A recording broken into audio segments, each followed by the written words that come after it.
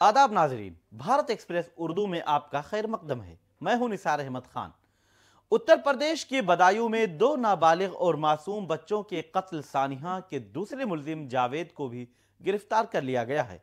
बताया जाता है कि साजिद का भाई जावेद भी इस कत्ल सानिया में शामिल था। जावेद पर यूपी पुलिस ने 25,000 रुपए के इनाम का ऐलान किया था। जावेद को बरेली पुलिस ने बारादरी थाना इलाके से गिरफ्तार कर लिया है। पुलिस का कहना है कि जावेद हादसा के बाद मोबाइल बंद करके दिल्ली भाग गया था। बरेली पुलिस ने जावेद को बदायूं पुलिस के हवाले कर दिया है। बदायूं पुलिस उससे पूछताछ कर रही है।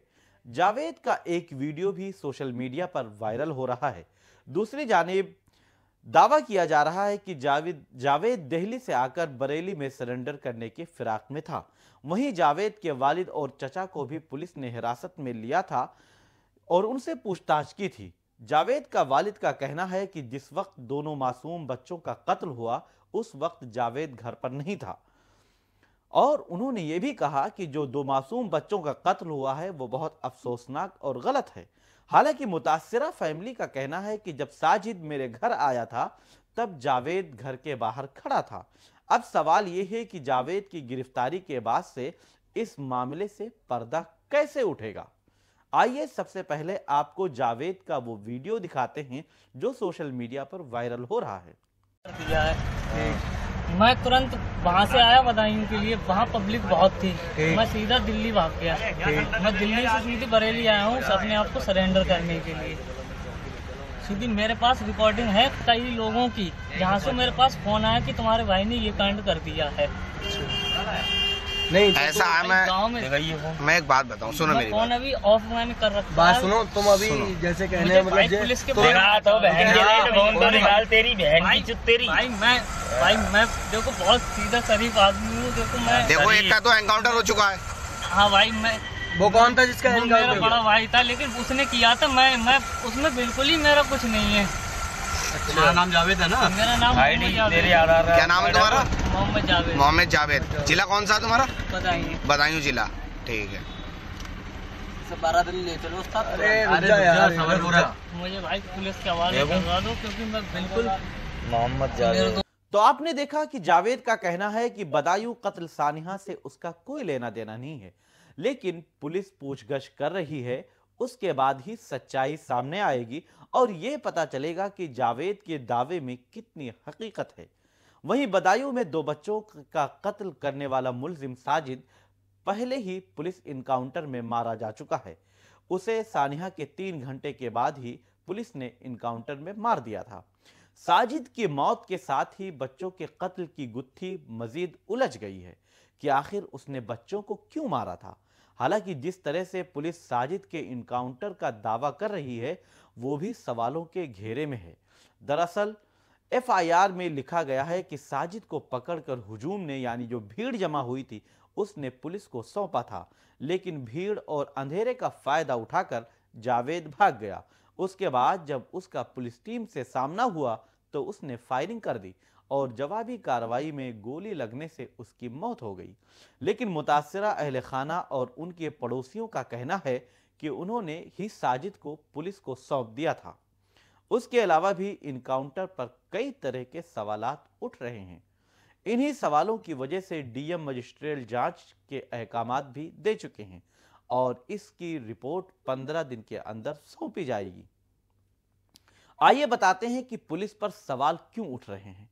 19 मार्च की शाम जब कलीदी मुल्जिम साजिद यानी जो अहम मुल्जिम था संगीता के घर पहुंचा तब क्या उसके पास चाकू के साथ तमंचा यानी रिवॉल्वर भी था। पुलिस का कहना है कि साजिद ने पुलिस टीम पर फायरिंग की थी, जिसके बाद जवाबी कार्रवाई में उसकी मौत हो गई। जबकि मुतासिरा फैमिली का कहना है कि बच्चों के कत्ल के बाद उन्होंने उसे घर में ही बंद कर दिया था और जब पुलिस आई तो पुलिस को सौंप दिया गया था। तो फिर वो पुलिस की गिरफ्त से कैसे फरार हो गया?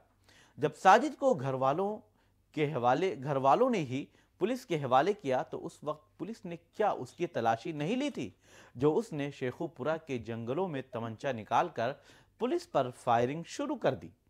जिस वक्त साजिद को पुलिस के हवाले किया गया और जब इनकाउंटर हुआ तो उस दरमियान उसके पास तमंचा कहां से आया? अगर वो बच्चों को मारने के लिए संगीता के घर तमंचा लेकर गया था तो जब पुलिस ने घर से साजिद को पकड़ा तो उससे तमंचा बरामद क्यों नहीं किया। आइए अब आपको बताते हैं कि महलूक बच्चों की दादी ने क्या बताया। महलूक बच्चों की दादी मुन्नी देवी ने कहा कि मैंने देखा कि साजिद खून से शराबोर या लथपथ चाकू लेकर खड़ा हुआ था। फिर मैंने बाहर से गेट बंद कर दिया। तब तक पुलिस की टीम आई और उसे पकड़ लिया। जब उसे पुलिस की टीम लेकर बैठी हुई थी तब मैंने उसको 3-4 चप्पलें भी मारी। पुलिस वाले उसे पकड़ कर ले गए। इस दौरान साजिद और जावेद दोनों थे। साजिद ऊपर था और जावेद नीचे था। इसके अलावा बच्चों के वालिद विनोद कुमार और उनके पड़ोसियों का भी कहना है कि वारदात को अंजाम देने के बाद साजिद भागा नहीं था, वो चाकू लेकर घर के अंदर ही खड़ा रहा। उन्होंने कहा कि घर का दरवाजा बंद कर दिया गया था। जब पुलिस आई तभी खोला गया और फिर पुलिस उसे लेकर चली गई थी। बदायूं के एसएसपी आलोक प्रियदर्शी ने कहा कि इनकाउंटर से मुताल्लिक उन्होंने जो कहा वो हम आपको बताते हैं। बदायूं के एसएसपी आलोक प्रियदर्शी ने बताया कि भीड़ और अंधेरे का फायदा उठाकर साजिद भाग गया था। रास्ते में भीड़ ने उसको पकड़ने की कोशिश की लेकिन वो भागने में कामयाब रहा। इत्तला मिलती ही पुलिस की टीम ने आकर सूरत हाल को संभाला और साजिद के पीछे पुलिस की टीमें लगा दी गईं। तकरीबन 1-2 घंटे बाद वो शेखुपुरा के जंगलों में दिखाई दिया। जब पुलिस ने उसे रोकने की कोशिश की तो उसने पुलिस पार्टी पर ही फायरिंग शुरू कर दी। जवाबी फायरिंग में उसकी मौत हो गई। देखिए आलोक प्रियदर्शी ने क्या कहा। सर क्या घटना हुई थी कल सर? कल घटना क्रम कुछ इस प्रकार का है कि ये जो व्यक्ति है आरोपी साजिद, वो अपना खोखा नाई का वो जो पीड़ित परिवार उसके घर के सामने रखता है, उसके घर में आना जाना भी था उसका। और कल शाम को 7:30 बजे ऐसा बताया गया है कि वो सीढ़ियों से घर में आया और ऊपर छत पर सीधा चला गया। जाकर के वहां उसने जो दोनों बच्चे खेल रहे थे उन पर आक्रमण किया और दोनों बच्चों की हत्या कर दी। और वहां से फिर नीचे निकल के आया और जब वो जाने लगा तो भीड़ ने उसको पकड़ने की कोशिश की लेकिन भीड़ से निकल के वो भाग गया। पुलिस को सूचना मिलते ही पुलिस ने मौके पर पहुंच करके स्थिति को संभाला और जब ये पता चला कि वहां से भाग गया है तो उसकी तलाश में टीमें भी निकाल दी गई। थोड़ी देर के बाद ही सूचना मिली कि शेखुपुर के जंगल में ब्लड स्टेन कपड़े, जो बच्चों का जो खून लगा था उस तरह के कपड़ों में कोई व्यक्ति भाग रहा है।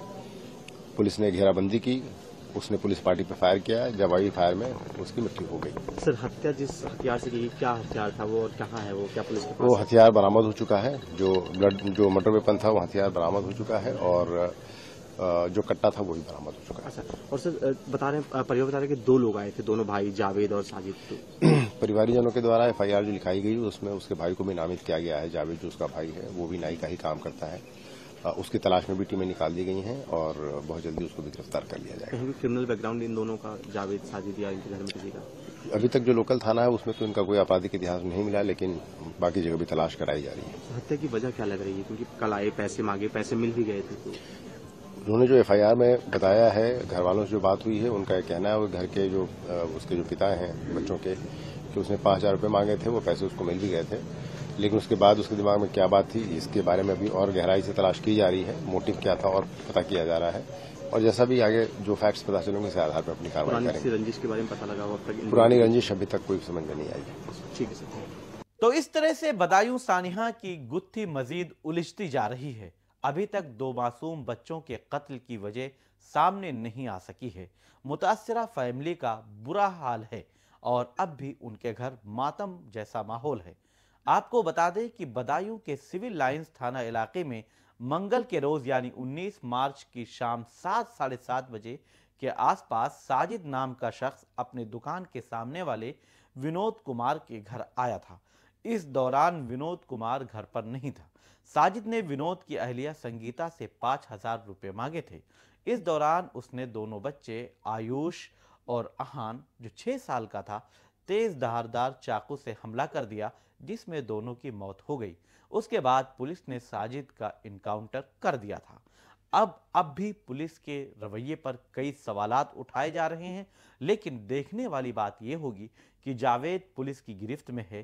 पूछताछ के बाद इस मामले में और क्या हकीकत सामने आती है और साजिद ने जावेद के साथ मिलकर क्यों मारा, जबकि जावेद कह रहा है कि मैं उस वक्त बदायूं में नहीं था। लेकिन पुलिस जब जांच करेगी, तफ्तीश होगी और पूछताछ होगी, तब हकीकत सामने आएगी। लेकिन जिन दो मासूम बच्चों का कत्ल हुआ है, उनकी क्या गलती थी, उनकी क्या खता थी, हर कोई जानता है कि वो बेखता थे, वो बेकसूर थे।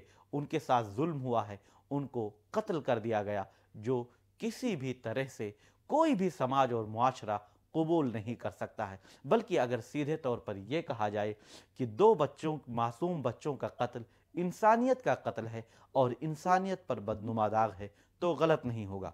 लेकिन अब पुलिस की तरफ से भी जो एक गुत्थी या जो पहेली बनाई जा रही है, उस पर भी सवाल उठ रहा है। यह सवाल मैं नहीं उठा रहा हूं, बल्कि यह सवाल सोशल मीडिया पर भी उठाया जा रहा है, क्योंकि पुलिस ने जो दावे किए हैं वो मुतासिरा फैमिली और पड़ोसियों के मुताबिक बिल्कुल अलग हैं।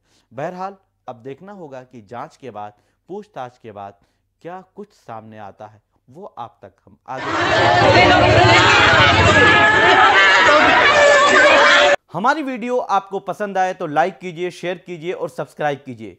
साथ ही कमेंट बॉक्स में अपनी राय भी जरूर दें। और हाँ, अगर फेसबुक पर आप वीडियो देख रहे हैं तो हमारे पेज को फॉलो करना ना भूलें।